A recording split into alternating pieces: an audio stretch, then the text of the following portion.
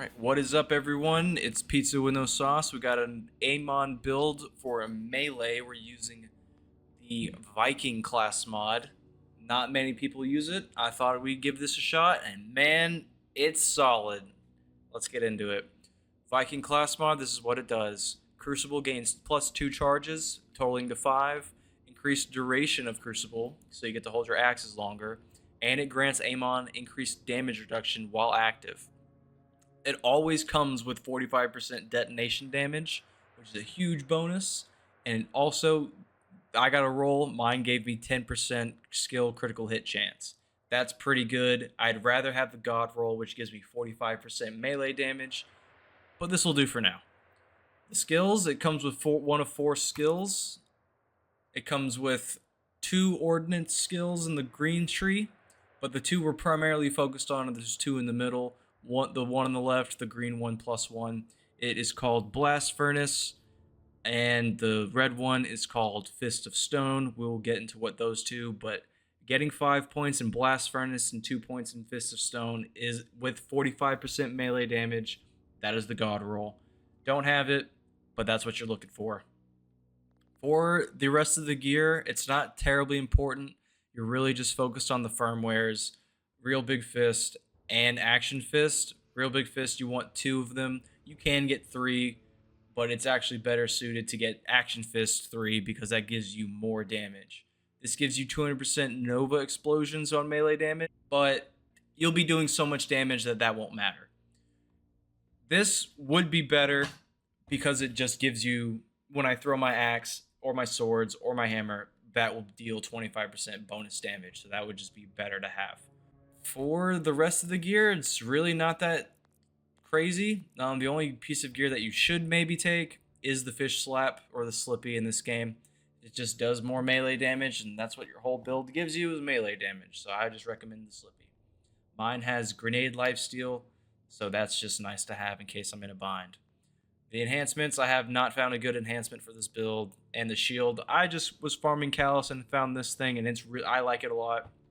It makes me faster, it gives me additional movement speed, it gives me elemental resistance, which is always useful. It has a pretty solid shield amount, and it gives me overshield booster, and in this build, I'll be taking full advantage of as much overshield as I can possibly get, and this will help with that. For the specializations, also not terribly complicated. Runner is going to be the one you want the most points in, as many as you can possibly get.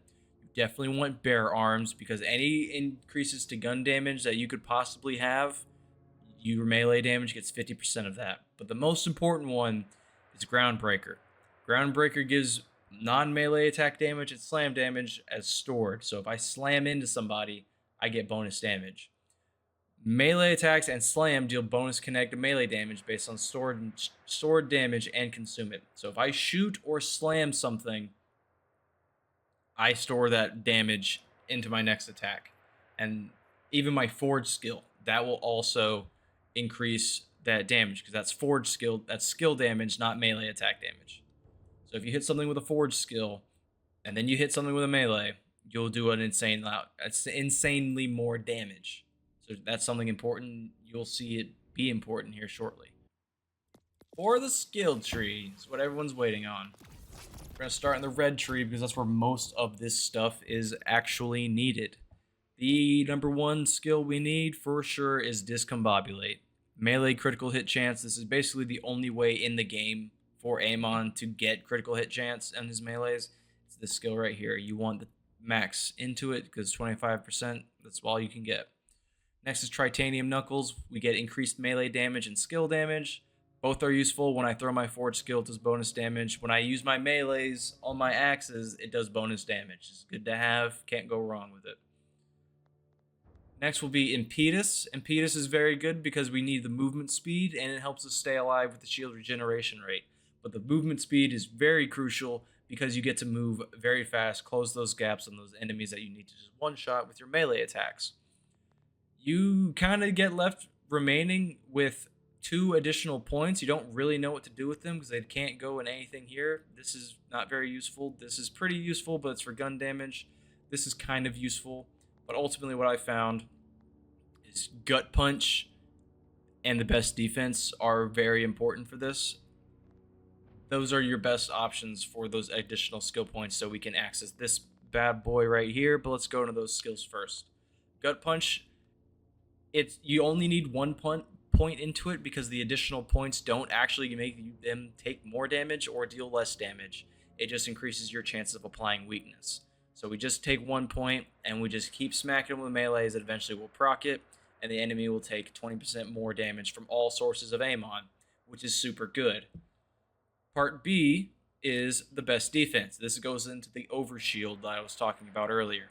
Anytime I deal melee damage, whether I throw a sword, an axe, or hit you with my fist, I get 3% of that damage as overshield. And I will be constantly gaining overshield the more I hit people. So that helps with survivability a ton. You only need the 3%, you only need the 1 point because you deal so much that it just gives you enough for that. We'll come back to that. In this corner, Berserk, and there's only red. Berserk makes the build insane. Whenever I activate my actions, my forge skill, I become Berserk for a duration, gain slow immunity so I can run as fast as I want to, and bonus cryo damage on my melee attacks. The reason bonus cryo damage is so good is because whatever damage I currently do, so if I hit you with a shock sword for 100, I will deal 30 damage with cryo. So whatever damage I'm doing, 30% of that will be added onto it as cryo damage. This skill, whenever I kill an enemy, places a stack on it up to 10, and I get 60% bonus cryo damage per kill, up to 600%. I don't need to tell you that that's a lot of damage. That's a lot of damage. The final skill is My Touch is Death. This is insanely important for bossing specifically because anytime I deal melee damage, I can proc all kill skills. If I'm just swinging at a boss, you bet I'm going to proc this a few times. Problem with this skill is I needed 2 additional points to get to it, and in this tree. These 2 skills only work when my shield breaks, and with the build I have going, that shield is pretty much never going to break. So I went to Brimming Vigor. Put the last 2 points into there to give myself bonus melee damage when I have full HP. Since I'm constantly having an overshield and my shield up, I will be able to pretty much always take full use of the bonus 14% melee damage. That's just a nice bonus. Finally, we're at Into the Fray. This increases my damage dealt the closer I am, and I get more damage reduction the closer I am. I'm a melee character, so I'm always going to be in their face. So this is an incredibly useful skill. Once they increase the level cap and I can get more skill points, I'm putting them into Harbinger. Harbinger increases my melee damage and max shield capacity for a duration. Normally, I would put the last point into here just so I can have it, but having 10% melee damage is not better than 20% bonus damage from all sources. So ultimately, 1 point in Gut Punch is better than 1 point in Harbinger, but once I do get more skill points, they will go into Harbinger. Finally, I had 1 left over. I put it in Forged in Steel because as soon as I throw my Forged skill, I can't die. Great for survivability. Into the Green Tree. This is where it all comes together. Executioner is super important because we need to get critical hit damage boosted. This is the only way Amon can do it currently. And when you melee, it doubles that amount. It doesn't double the duration, it doubles the amount. So that 20% critical hit damage becomes 40% critical hit damage when I melee enemies. Which is really good. Part B of this, Gathering Storm, kill skill. Amon deals increased elemental damage for a duration. I have elemental weapons in my hands. You can see them right now. I got a fire sword and a shock sword. Both of those at max stacks, which is 3, gain 45% bonus elemental damage. So my fire, my shock, my cryo damage, all of that will get bonus damage. On top of increasing There Is Only Red and Berserk damage. This is an incredible skill to have max points in, so definitely do that. It's a must-have. As far as the rest of this tree up here, there's not really anything you can benefit from. all this is shotgun damage. You can technically get Herald's Call, but it's situational pretty much exclusively. This only works with guns. You don't need your forged drones. You could get Cast Iron to get the forged skill cooldown rate. You could get Bellows just to have a backup plan in case you don't want to melee anything. I like Destruction Engine because it increases my detonation damage, and you will be detonating your crucibles. Don't worry. This just makes your crucible explosions even better and increases your force skill damage, and there's nothing ever wrong with that. So I like Destruction Engine, but you could get Cast Iron or you could get Bellows. I'm out of skill points at this point. I've only got 15 invested, 5, 5, and 5. That primarily serves the purpose to unlock all of my augments. That's where this build becomes universal. I can take Blade Tempest mid-fight of a boss, and let's say he goes to a different phase and he summons a bunch of goons. I can swap back to Axe and Stone, run around and kill all those goons very quickly with Axe and Stone. Let's say I'm fighting a bunch of Order enemies in a mob. I'm mobbing Order enemies. Order enemies have Cryo and Shock. Guess what this gives me? Cryo and Shock. That solves the shields, that solves the armor problem that the Order enemies give me. I'm bossing, boom. Shock Sword for your shield, Fire Sword for your health bar. If they are shield and then armor, we go back to Axe and Stone, and then we just melt the shield with our melee attacks, because simply we just do so much melee attacks. You can change your skills around depending on who you're fighting.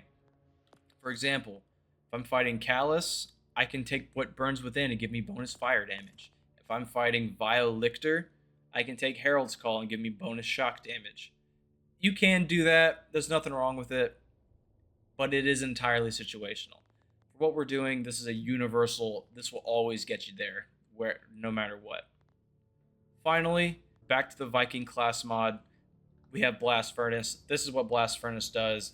Damage dealt increases by 1.25% per stack up to 30 stacks. So you can get a little over 30% bonus.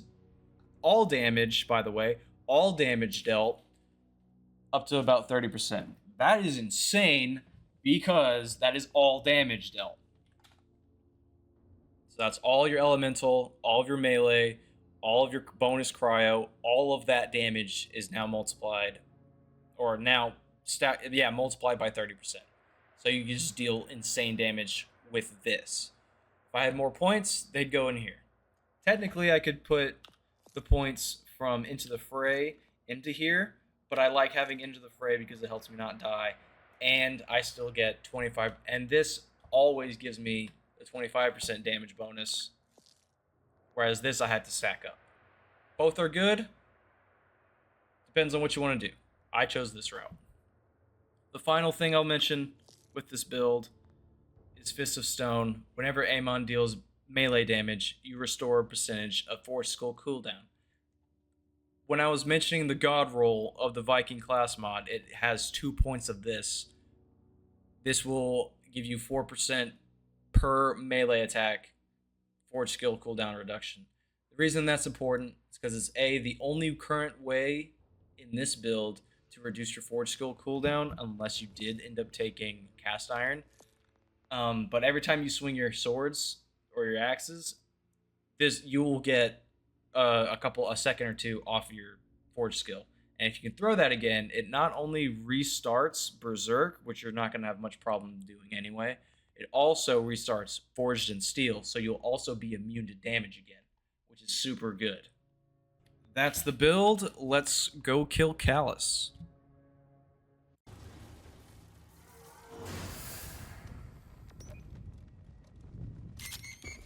Here's the blade!